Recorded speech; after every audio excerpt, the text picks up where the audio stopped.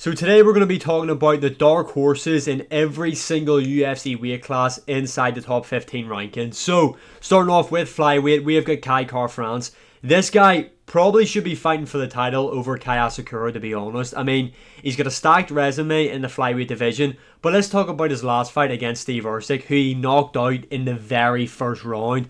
Steve Ercik, a guy who a lot of people thought beat Pantoja when they fought at UFC 301. Kai Kara-France went in there and smoked the guy in the very first round.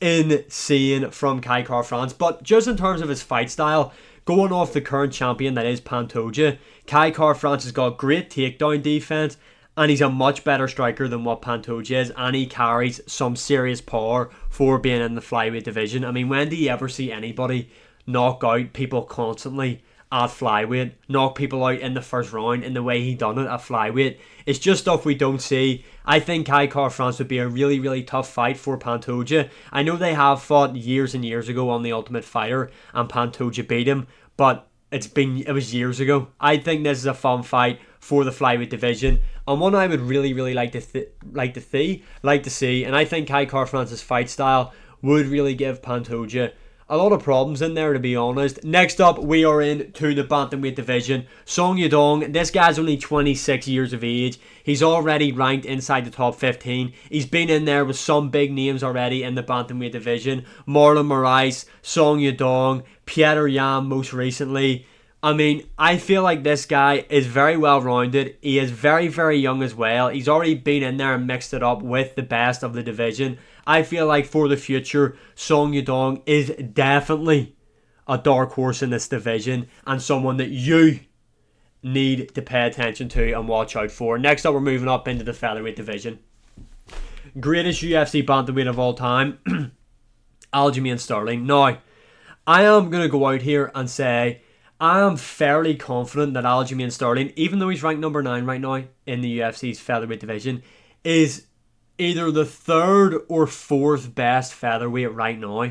Now, I would have a go Ilia Topuria, the champion, obviously, Volkanovski, and then it's between Diego Lopez and Aljamain Sterling. Honestly, it's between those two guys who should be battling out for 3rd and 4th place. I think Aljo will beat Movsar Evloev. I'm fairly confident in that matchup for Aljamain Sterling. I think he's a great grappler, got very unorthodox striking. He's strong for this division. He's not cutting a load of weight now. He's athletic. The glaze continues and continues.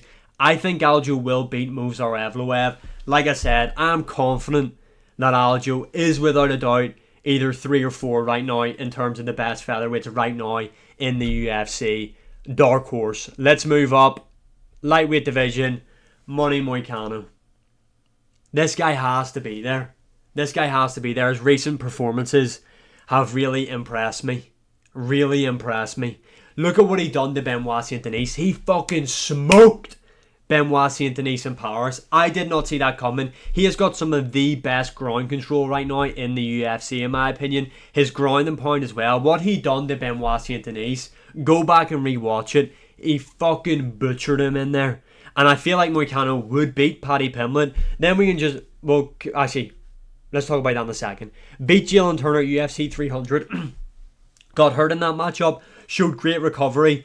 Got Jalen Turner down, beat him up, smoked him. Then he outstruck Drew Dober. Again, a lot of people might not talk about that win, but he was coming off a long layoff, Moicano was, and he beat Drew Dober. Wasn't the best performance, but for coming off a bit of a layoff, getting in there and outstriking Drew Dober, I think that's a good win. Now, let me go. Athletes. Let's go to lightweight, right? Just to prove my point. So he's ranked number 10 right now. He beats Beneil Dariush right now, in my opinion. I don't know if he'd fight Gamrot because they're teammates, but anyway, let's just skip him. Definitely beats Michael Chandler. Beats Dan Hooker. Don't know if he beats Max Holloway. That's a tough one. Poirier is his teammate, so I don't know if they'd fight. And do you know what? I'm going to be honest. I could see Moicano beating Justin Gaethje right now. In terms of styles as well, I think he could definitely beat a Poirier as well. I just don't know if that fight would happen. Obviously, when you get up into these rankings here, Islam, Arman, and then you've got Charles Oliveira, I don't know how he would fare against these guys, to be honest. But I feel like we could be looking at Moicano inside the top 5 of the UFC's lightweight rankings by the end of 2025, in my opinion. I really do believe that. This guy, the ground game he has, the control he has, the ground and pound. Moicano is dangerous. Let's move on to the welterweight division. Ian Gary, I know it's cool to hate him. I know it's like the end thing now for us as MMA fans to hate him. Call him a cuck, whatever the fuck you want to call him. But this guy is underrated in my opinion. I don't think people give him enough credit.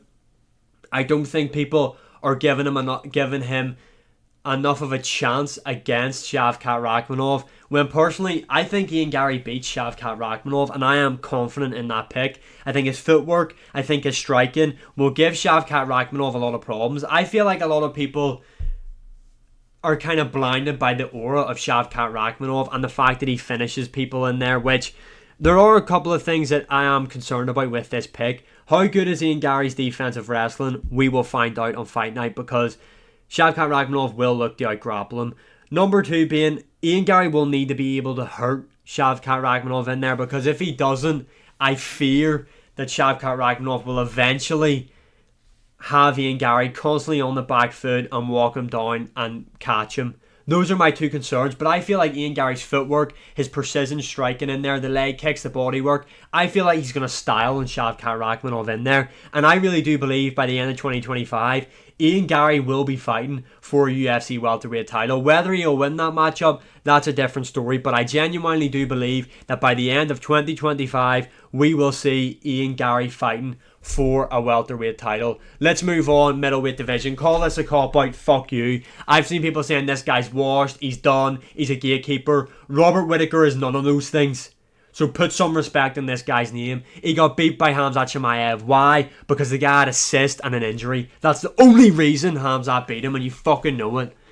But no, in all seriousness, I am seeing a lot of people say Robert Whittaker is washed, old news, gatekeeper. This guy's like 1 win off fighting in a title eliminator again. Let's do this again. Middleweight division. Okay? I think he could beat Sean Strickland. I think right now he could beat... I think I'd favour him to beat Adesanya right now, to be honest. Khamzat Chimaev, we've seen what happened. Imavov, I think Whittaker beats him. Baralho, I think Robert Whittaker beats him. He's already beat Vittori. He's beaten Cannonier. He beats Brendan Allen. He beats Roman Dolidze. He's just beat Paulo Costa. He beats Jack Hermanson. He beats Anthony Hernandez. Beats Sharon Magomedov. And beats Michel Pereira. So he beats majority of the middleweights right now. Like I said, I do believe the guy is literally 1 win off being in another title eliminator. That's how I feel.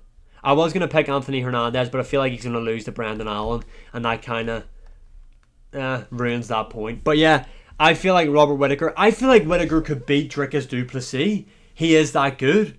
I genuinely do believe that. I think he beats... The only one that I'm kind of concerned about, really, if I was to see it again, would be Khamzat, because he offered Khamzat nothing, but Khamzat did beat him in the first round. But either way, Robert Whittaker, not a gatekeeper. This guy, put some respect on his name. Let's move on. Jan Blachowicz, former light heavyweight champion. Put respect on this guy's name. Do it right now. Arguably beat the current champion in Alex Pereira. Yes, I know he's 41 years of age. He is coming off an injury. Why is no one talking about this guy? Why is it always Yuri Prohaska, Jamal Hill? Oh, what about Carlos Ulberg on the come up? Magomed Ankalaev. He arguably beat Ankalaev as well. And Alex Pereira. And he's beat Rakic. I mean, come on. Jan Blachowicz, put respect in this guy's name. Could be fighting for a title by the end of 2025. Don't want to jinx it. I think you do him versus Khalil Rountree maybe right now. Or you do him versus Krylov. Just a couple of options. Or him versus Carlos Ulberg. Jan Blachowicz, he's currently ranked number 4. Former champion. A nightmare matchup for majority of these guys in this division. Arguably beat Alex Pereira. I'm going to say that again for the guys in the back. Arguably beat Alex Pereira. Jan Blachowicz, dark horse. No one talks about him enough. People say he's old, he's washed. Shut it. This guy, future champion. And then we're going to go to the heavyweight division. Call it a cop-out. Don't care. No one's giving this guy respect. See, I went quiet there so you could think of the times that you've disrespected him. Ciryl Gane, I mean, the disrespect this guy gets is only 2 losses are to Francis Ngannou, arguably the best heavyweight right now in the sport of MMA, and John Jones. the greatest mixed martial artist of all time. Other than that, he's beaten the likes of Derek Lewis. Also, he's a former interim champion. Tai Tuivasa, Sergey Spivak. Let's keep going on. He's beaten Volkov. He's beaten Jairzinho Rozenstruik. I mean, and people just like pretend that this guy's shit and he's washed because he lost to John Jones and Ngannou. Fucking grow up. Grow up. Alright? Grow up. This guy, underrated, dark horse, will be fighting for the title by the end of 2025. Those are my dark horses in every single UFC weight class right now inside the top 15. Let me know your opinions in the comments below. And as always, like, share, subscribe, comment, all that good stuff. And I will see you again in the next one.